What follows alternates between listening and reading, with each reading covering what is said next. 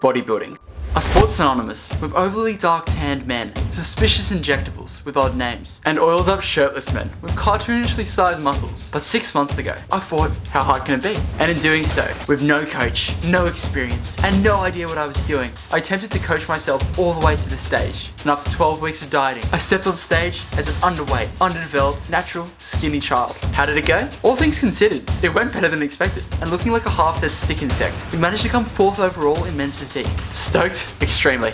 And the ensuing refeed was glorious. Pancakes, burgers, beer, unlimited eggy bread. For the next 2 weeks, I was unhinged, becoming a human vacuum cleaner to make up the 3 months of self-imposed starvation. But how do you think that affected my body? My excitable, naive self didn't consider how unhealthy my body had become, and before I knew it, my weight had rebounded 6 kilograms in 2 weeks. My body dysmorphia was through the roof, and I found myself in the ER room. Bilateral cellulitis. Funnily enough, starving yourself down to 4% body fat and cutting out all water for 48 hours isn't the best thing for your body. And the scars on my calves that I now have will be key reminders of this lesson. Anyways, my immune system was in the drink. My hormones were out of whack, and I was not healthy. And as a result, I thought I was going to be giving up my bodybuilding journey forever. It was fun while it lasted, but it wasn't worth deteriorating my health even more. So for the next 3 months, I focused on pushing myself to the absolute limit, learning to swim, competing in triathlons, and nearly having a freak rowboat accident.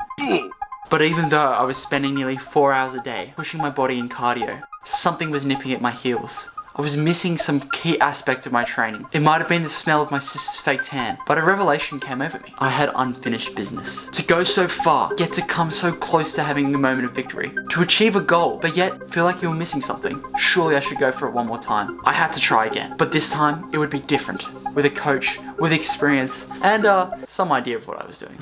I made 3 goals in order to fix my predicament to make sure the outcome was different. 1. Hire a coach. Just teach me the basics of diet, training, and posing. Because let's be honest, although binge watching YouTube videos on how to bodybuild is great, it's not going to help you in any way to get on stage. 2. Figure out how to pose and practice properly. It was kind of funny rocking up to a comp with no idea how to make my torso not look so deranged. But if I'm going to do it, I'm going to learn from the best. 3. Be healthy. Crash dieting and dehydrating myself was a great learning curve of telling me what not to do. But if I ever want to make it past the age of 23, I need to make some smarter choices. So off we went. On January 11th, we fell back down the rabbit hole. This time, it's going to be different. This time, we're going to win. Our starting point at prep was a respectable 81 kilograms, 6'1", 10% body fat, an overly energized and unpredictable mindset. This would change, but in order to transform this oddly shaped ball of paste, I needed to find a coach. And boy, did we find one. This man single-handedly made my gym sessions disgusting, short, intense, and leaving me gasping for air. 4-time Mr. Australia, 2-time natural world champion, great in Lyon, and the name didn't disappoint. His goal was simple: grow all of my small appendages and make me look decent on stage. He didn't have a long time to do it, but boy, he was going to make me work for it. The simple goal of all my sessions was to make it as quick as possible,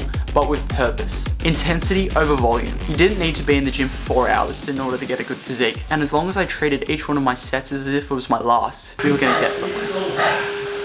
Let's take a step back and consider what division I'm going to go into. The Natural Bodybuilding Federation I was going to be competing in is broken into 4 categories: open, classic, men's physique, and muscle model. And as funny as it would be for me to step on stage in just a loincloth, let's be honest, I'm not big enough yet. So classic and men's physique is probably the range where I should be able to do okay. So if I was going to become a classic bodybuilder, as well as attempting to make my best impersonation of Frank Zane or Mike Mentor, we had a lot of work to do. So in order to rectify this issue that I had, we had to start making purchases in fuel money, driving 200 kilometers each week to meet up with my coach in order to learn the basics. With each session, each week, we'd go through a different pose until it didn't look half bad. But it was all worth it as my body slowly began to transform. Slowly but surely, the poses improved. Slowly but surely, it was all coming together. I was no longer looking like another Hamish who once attempted bodybuilding. And by 2 weeks out, my weight had reached 77 kilograms, losing 4 kilograms since the beginning of prep. I felt lean, but a funny thing happens to you when you're going through prep. With low calories and low self-esteem, your motivation begins to dwindle. Each session, I became leaner and smaller, and the self-doubt began to creep in. Everything that's kind of emotional is kind of enhanced. Situations that I could usually deal with like a rational person, I can no longer do. I am an emotional wreck. I am a little teenage boy going through puberty. The issue of me working towards a goal for so long had me starting to believe that failure was inevitable. I don't really want to do this. I'm done. Bodybuilding wasn't just something that I did because I thought it would be fun. The suffering and the mental strain that the last prep put on my body affected every aspect of my life. I became a recluse. My relationships with my friends and family and girlfriend were affected, and I became a person who actively avoided being seen by other people, in fear it would affect my goal, and they would judge me. But the choice of doing this all over again was only made out of the idea of finally achieving something greater than myself, proving to myself that anything is possible if I put my mind to it. The loneliness, the hunger, the self-deprecating thoughts, the imposter syndrome that affected all aspects of my life. But by striving through each day, pushing towards this goal, it made me mentally stronger. After months of pushing for one moment, one idea, one purpose, no matter what the outcome was, the journey to get stage ready was a test of determination, discipline, and dedication. Was it worth it? Did we beat last time's physique? At the end of the day, the outcome is irrelevant. It's time to step on stage.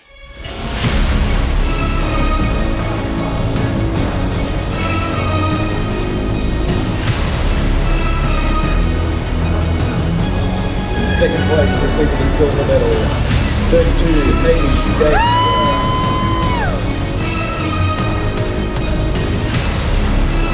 We go to third place, number 32, Hamish, James.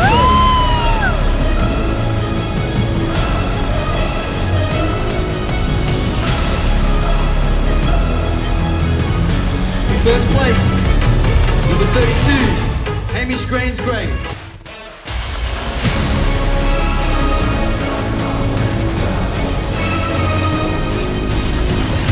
Hamish James Gray.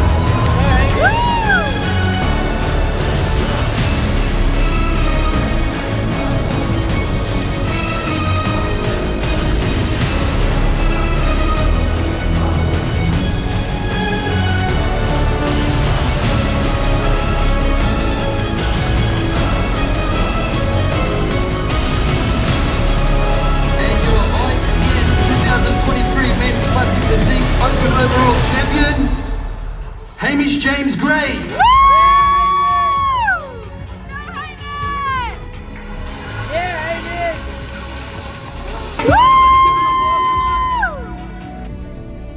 Honestly, this has to be one of the best things that I've ever done.